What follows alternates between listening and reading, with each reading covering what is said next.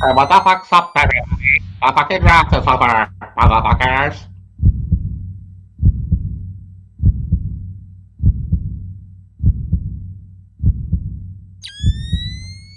What the fuck's up, everybody?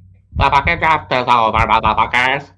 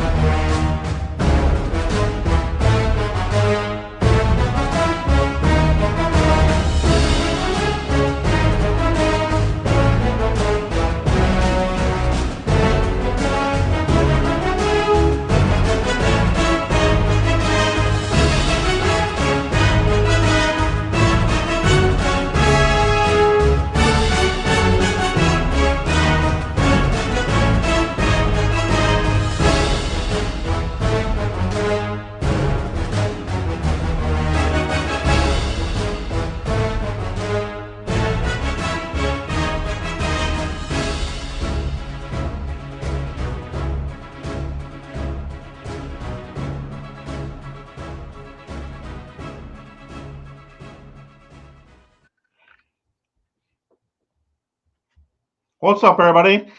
It is post-draft season. It's in the bag. Mainly, we're talking about the off-season moves. The biggest moves the Cowboys have made are pretty much in the bag, Mike. I mean, you might have some guys that you sign here and there leading up to mini camp. Obviously, you got to bring some bodies there. Rookie mini camp, they'll bring in some arms to throw to sling the ball around, that sort of thing. But Mike, the draft is in the bag. Free agency, for the most part, is in the bag. Did the Cowboys do enough to improve their top needs this offseason? Oh man, it's so hard to say, Joe. I know I say that every year, right? This time every year, I'm like, oh, it's so hard to say. But I like that they went Mozzie Smith first round, all right? Because our first mock draft that we did right here on the Frisco Report, Joe, interior lineman, it was something that we knew was a need for this football team. Yes, it's a cop out answer because they didn't get signed Jonathan Hankins, but even though they still added Jonathan Hankins, you look at what Neville Gallimore's doing, you're really not impressed, right? With Neville Gallimore and his production. And so they go get Mozzie Smith. So you knew even with the signing of Jonathan Hankins that they still needed that. They went to go get it. Dalton Schultz went to the Texans, and are you going to bet on Ferguson and Hendershot to really do something there? So they went to go get that tight end, Schoonmaker, right? And so, you look at needs, quote unquote needs. I think they filled it. Now, did they did they fill it with the right people to be determined? But did they fill it at the right time in the draft? They could have done a little better, but that's who they drafted, and that's what it is, Joe. Yeah, no, I think that's a really good way to look at it. It is to be determined, right? Everything is on paper, right? Uh, you can say I mean, there's people that say we had a bad draft. There's people that say we had a good draft. It's all on paper, right? Right. But I feel confident that they did good. They did get good players. Now it's a matter of executing and making sure these guys can contribute because we did have holes that needed to be filled. You did sign a couple of short term guys with Brandon Cooks and Stephon Gilmore. All right. So offensively, Mike, though, the only thing that I really wanted to come out of this offseason was with at least you know another playmaker somewhere. An additional receiver or a maybe another running back. I kind of wanted the Cowboys to go after Jamal Williams. The short yardage guy, the thumper. He had a lot of touchdowns last season for Detroit. But I think they're going to go with Ronald Jones. They'll give him a shot, but he's not a lock to make this team. We get a lot of free agents that have some name notoriety. Sometimes they don't even make the team. So they brought in Deuce Vaughn, Mike, Who in your mind? We'll start with him because this is a probably the most interesting story of the draft. Deuce Vaughn. How do you get him on this 53-man roster, Mike? How do you get him, Joe? It's up to him, right? You look at him and his dad had a conversation before the Dallas Cowboys drafted him. He said, "It's not the time, it's the place. It's not the time, it's the place." That's what he told Deuce, right? And I think the Cowboys can be the place for him, but it's up to him to take advantage of those opportunities. I mean, you talk about Jerry Jones talking about there's still a Zeke signing possibility, right? So if they bring in Pollard, we know Tony Pollard's number one. They bring back Zeke, he's going to be number two. Malik Davis is going to be number three. Why? Because he knows this offense. Deuce Vaughn's going to be the four-string running back, okay? Those reps are minimal. So how does Deuce Vaughn make this team, Joe? Preseason. Deuce Vaughn has to make preseason. Deuce Vaughn has to stay healthy. Deuce Vaughn has to make plays. Deuce Vaughn might have to learn how to play special teams, whether that's punt returner, kickoff returner, but there's still a Turpin back there, right? So Deuce Vaughn has a lot in front of him that he has to overcome, but it's up to him if he wants to do it. Darren Sproles, 5'6", made a career in the National Football League. Deuce Vaughn can do the same thing, but he has to be able to win the preseason, Joe, make an impression. Turpin made the Pro Bowl because of the preseason, okay?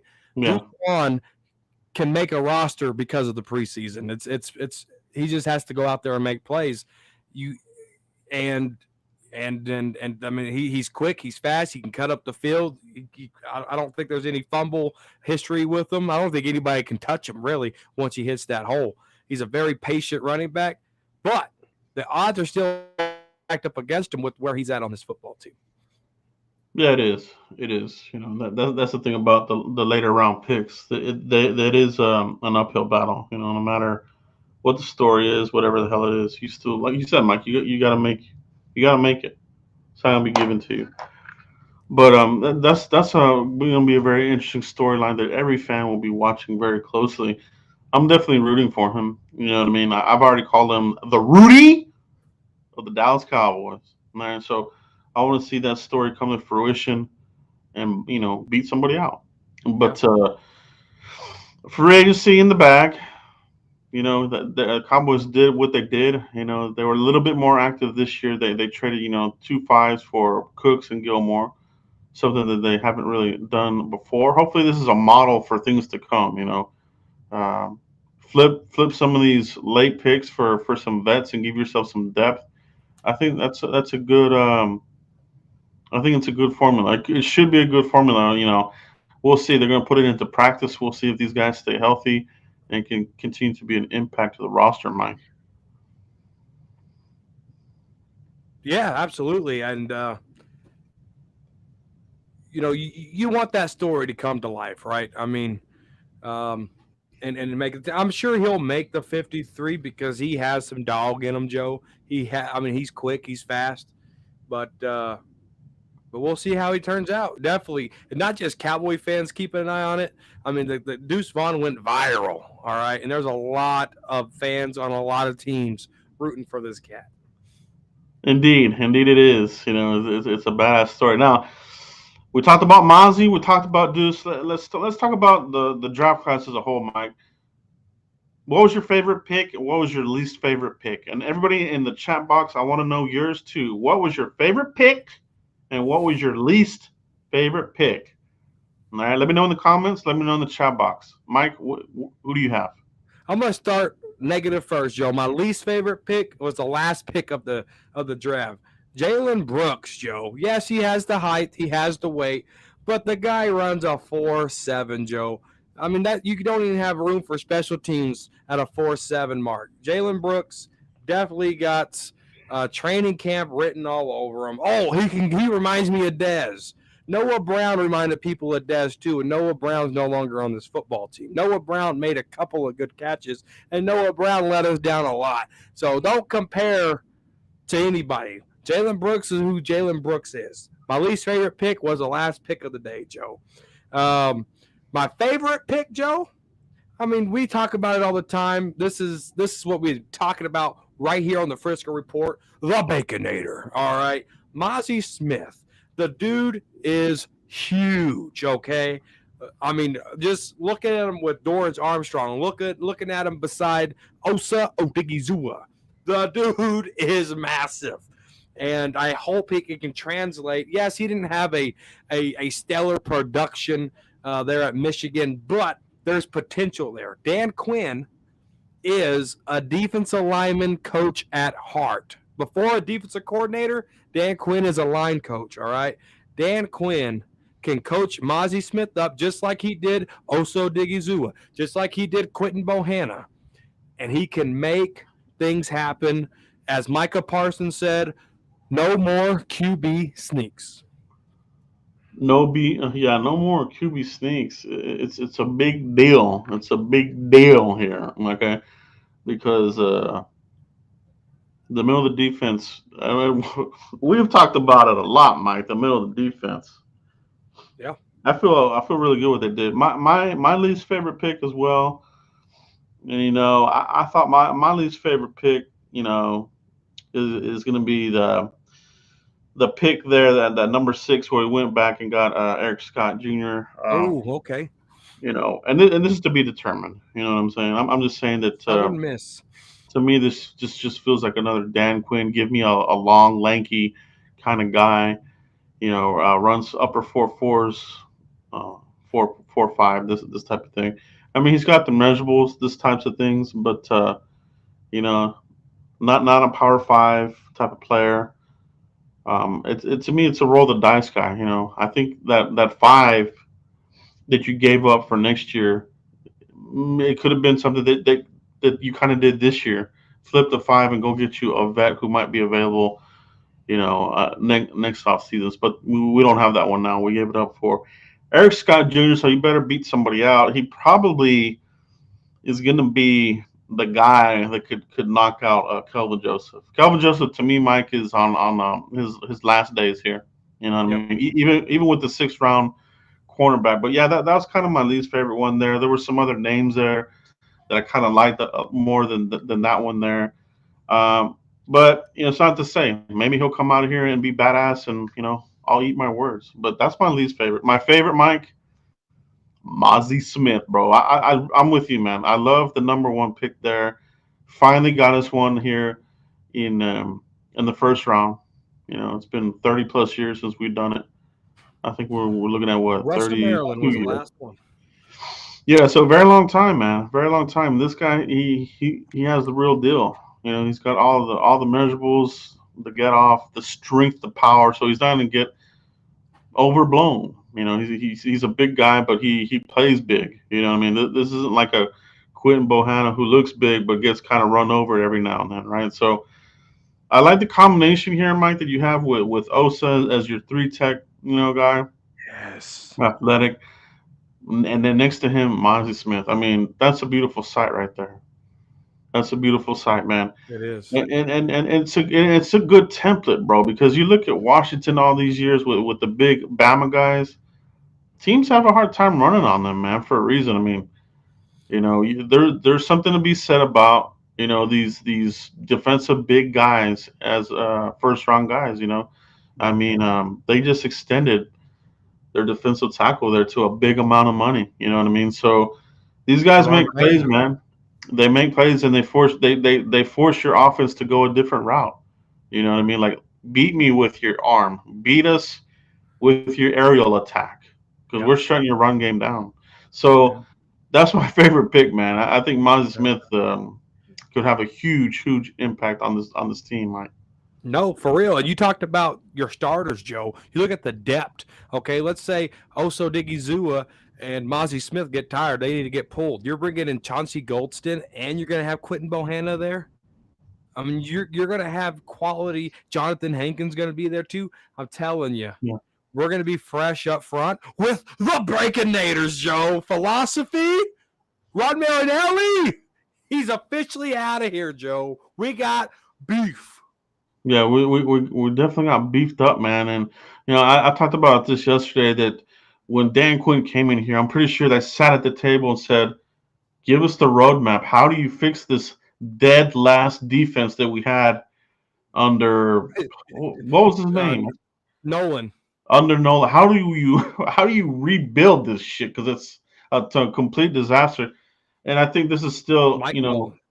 yeah, I think this is a big part of that plan that came to fruition. You know what I mean? Just Mozzie Smith, Overshown, Junior Fahoko, bro. Mike, it's an interesting pick as well, Yeah. because it's another guy here that these are all the common denominator here is run stuffers, tackles behind the line of scrimmage. So Fahoko, Overshown, and Mozzie Smith, that's their bread and butter. So you throw these guys into the mix, and then you have your pass rushers that are in the mix, right? So D Law and obviously the Michael. Lion of Lions, Michael Parsons. So how scary could this defense be, Mike? Oh, it can be absolutely scary, Joe. I mean, sacks and turnovers is one thing that Dan Quinn completely changed around for the Cowboys defense. Sacks and turnovers. Turnovers were non-existent, Joe. Sacks was there, right?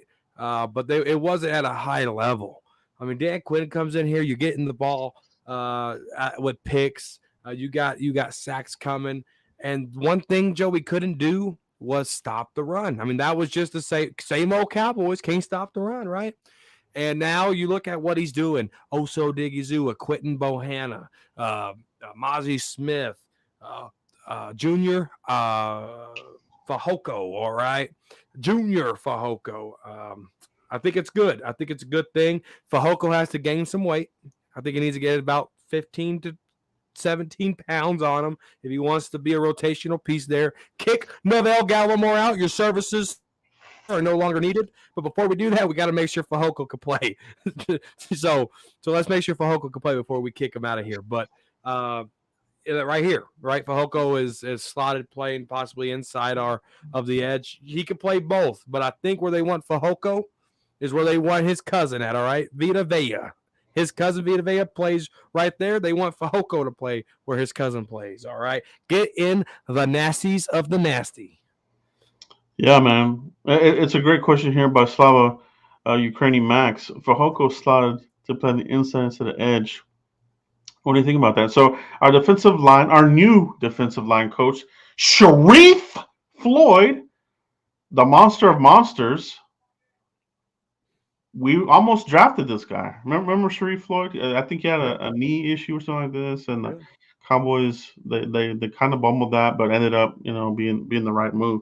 But Sharif Floyd is one of the new defensive line coaches here, and he said that in his interview with DallasCowboys.com, saying that he's looking at him and as the inside guy. So yeah, he's definitely going to get the kind of attention that a Tyron Crawford kind of got.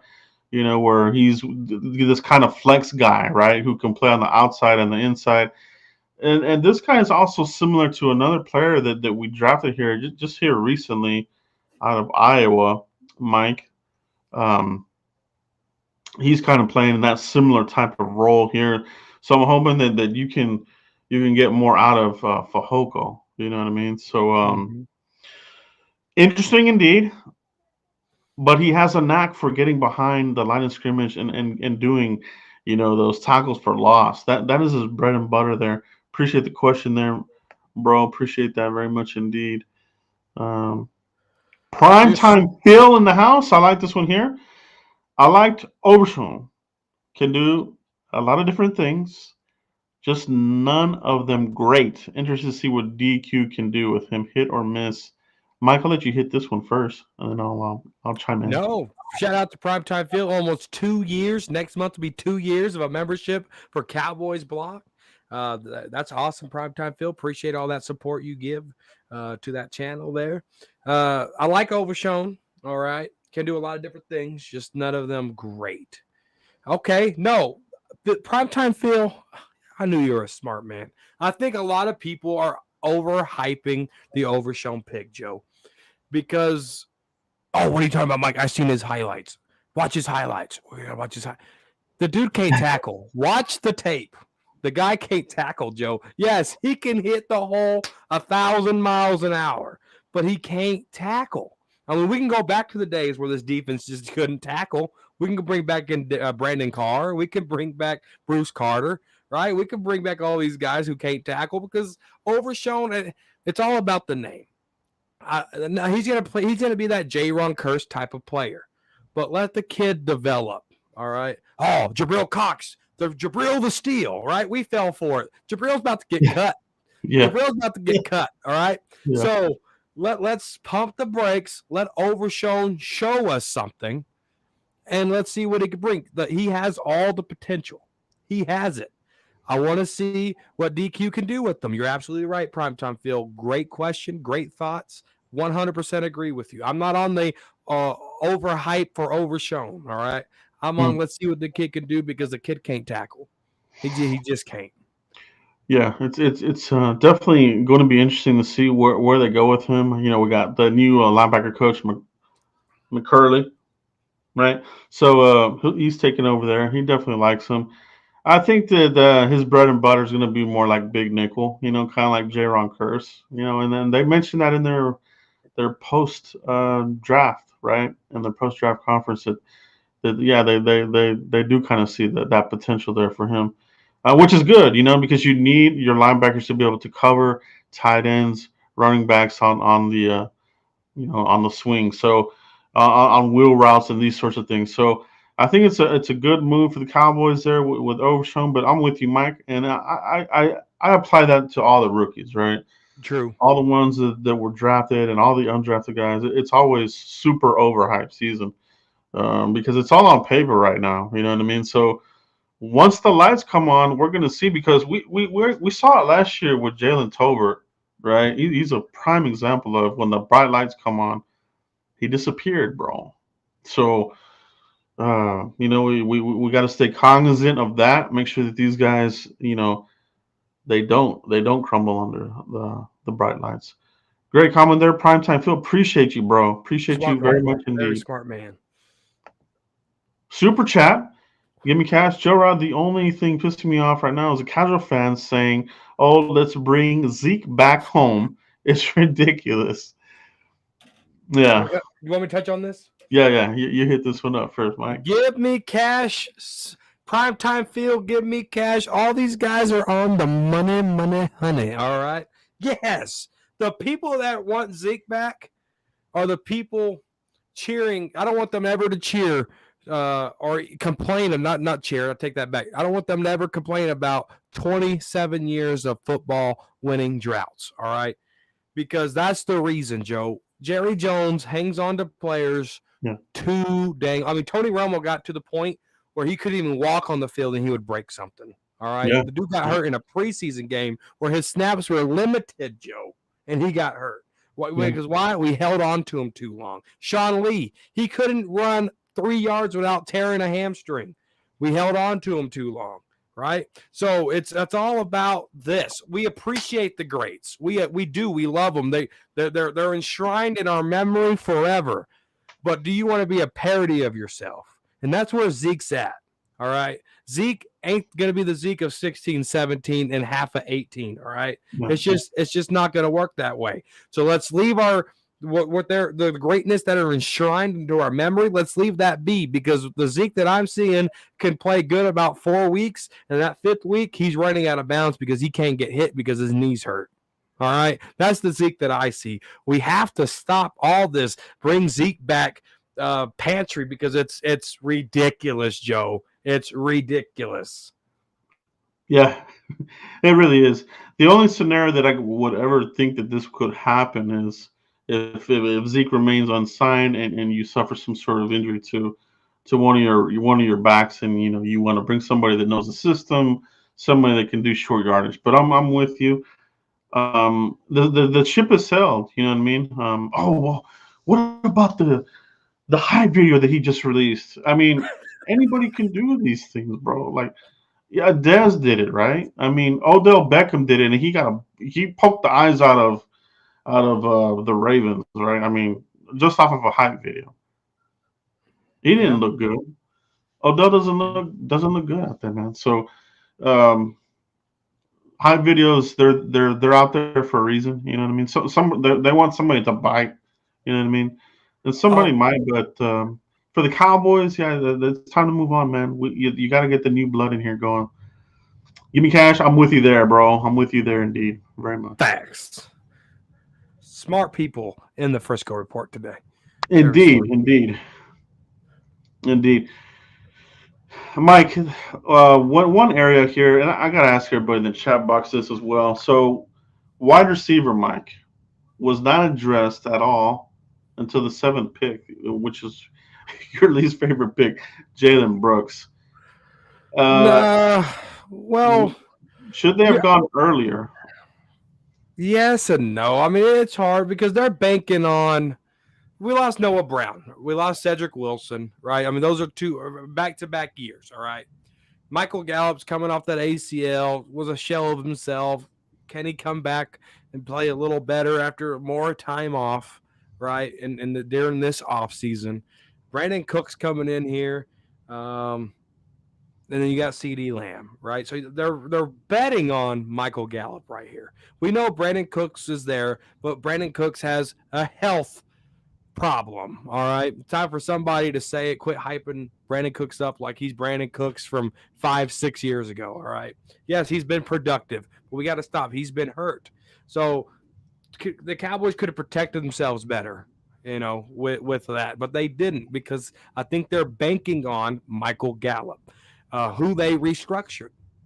So they believe in him, right? Because it pushes him into next year on this Cowboys team, right? So they're banking on Michael Gallup. They're hoping CeeDee Lamb and Dak can stay on that same page that they were on last year, and they're hoping that the guy who they traded for, Brandon Cooks, can come in here and put up some production, right? Because 600 yards is missing on this offense. And that's what Dalton Schultz brought, a couple of 100 yards. So you got to replace 1,000 yards. Michael Gallup bring that 1,000 yards in? Can Brandon Cooks bring that 1,000 yards in and expand on that 1,000 yards? Can he turn that 1,000 to 1,700 yards? They're banking on Brandon Cooks and Michael Gallup to get that collectively, and CeeDee Lamb to cook. All right. But when you go get a guy like Jalen Brooks, Joe, in the 7th round, who runs a 4.7, I can't take you serious, Cowboys. And that's why I'm saying they're banking on Michael Gallup and Brandon Cooks to get that Dalton Schultz production in here. And then and this is where I think the Cowboys are rolling the dice on their season because you know, if Lamb were to go down, knock on wood, or get dinged up in the playoff game, who's going to pick that up? Who's going to move the chains, right? We saw what happened with Pollard. When Pollard went down, the offense, it was crippled. Done. That was it. 12 points. And they were doing a pretty good job, against the 49ers. But, yeah, man, I think it's interesting because, like you said, banking, right? And I see it. I see it in the chat box too. It's a lot of banking, a lot of hoping. If those banks and hopes don't hit, the offense is in trouble. So you got to hope that Cook stays healthy for a good part of the season because he will get dinged up. He's been traded 4 times. You don't get traded 4 times if you're a badass receiver. Okay. No. So yeah, Mike, you hit it on the head there with the health. That is a legit thing there. So if you can get Brandon Cooks for a good part of your season and Michael Gallup, I think you will be in pretty good shape. But those are 2 big what ifs. The wild card here, Mike, Jalen Tolbert. What do you expect from Jalen Tolbert in year 2? Anything, or is this going to be a complete utter bust of a 3rd round pick? What are you feeling about this one? That's the emphasis, Joe. The 3rd round pick. Tolbert. We need him to do something. Someone said it right here in the comment section. They said we're banking on Tolbert, and that's sad because Tolbert should have came in here and played. And I don't know if it was Kellen Moore. I don't know if it was the wide receivers coach. Somebody said he's not ready. Jalen Tolbert came out this offseason and said, I wasn't ready. I was still learning, right? So he's not learning something. Can the Cowboys, can Dak Prescott, the true leader that Dak Prescott is, right? Oh, he's a leader. He's a leader first before he's a winner. That's what I always hear. Leader first, right? Can the leader, Dak, get Jalen Tolbert on the same page? Can the Dak field work for Jalen Tolbert? Can it work for Dak? Because that's where you need Dak to come in. Dak wanted them to draft Jalen Tolbert. Dak was texting Jalen Tolbert before he got picked by the Cowboys, right? Dak has to figure this out with his boy, and he needs to figure it out fast. Because if you're banking on Tolbert and you're banking on an injured Michael Gallup and you're banking on a health, Joe, you said it already. It's a recipe to make your team. Yeah, it's true, man. Um, and we talked about it during the first report here on the draft. Where they don't throw attention to is going to be what they're going to need to throw attention to next season. So this year, a lot of hope and this and that, crossing fingers, crossing toes that the receivers are going to be okay. If that experiment doesn't work, then they're gonna that'll be what they look at for next offseason. So we'll see how it looks. Army Mom Heather C. I like this one here. We're banking on October to be Jimmy Smith. I would love if he would be Jimmy Smith. Jimmy Smith, Cowboys drafted him. For those that remember, Cowboys drafted Jimmy Smith. They ended up letting him go, and he ended up being one of the all-time greats for the Jaguars, Jimmy Smith, the receiver. So, if Tolbert can turn into a Jimmy Smith in a year or two, and just the light comes on, that would be perfect. That would solve a lot of problems there. So we'll see, man. Mike, let's touch on the undrafted free agency that the Cowboys did here. Do you have a name or two of guys that kind of stand out to you that you're going to be looking at during camp and mini camp? Yeah, Joe, absolutely. TJ Bass is going to be my first guy. Offensive lineman out of Oregon, 6'4", 317. He was projected a 5th, 6th round, Joe. And TJ Bass coming in here, he could play left tackle, he could play left guard, all right? I know they got a Sim Richards in the draft, Joe, but watch out for TJ Bass. It's a guy that people could fall in love with. The potential for him is there. Yeah, he's an undrafted free agent. Guess what? Dallas Cowboys, one thing they can do is make an undrafted free agent a Hall of Famer. All right, that's one thing that the Cowboys can do. So I'm looking at TJ Bass there. I think that was a steal. And then you look at golly, Isaiah Land, Florida A&M, 6'4", 215. He reminds me. He just needs to get a little bigger. All right. He reminds me of Kamara. I don't know if y'all remember that from Hard Knocks, the little guy. The Cowboys cut him, but he kind of reminds me of him. But the Kamara was a lot faster than he is. But I think there's some potential there with Isaiah Land in there. I think Isaiah Land's going to come in hungry. He's very small, but I think if you stand him up and rush on the edge, I want to see how Dan Quinn uses Isaiah Land there, Joe. But yeah, that would be my two. If I could only give two, I want to give more, but that's just the only thing I got. TJ Bass out of Oregon and Isaiah Land.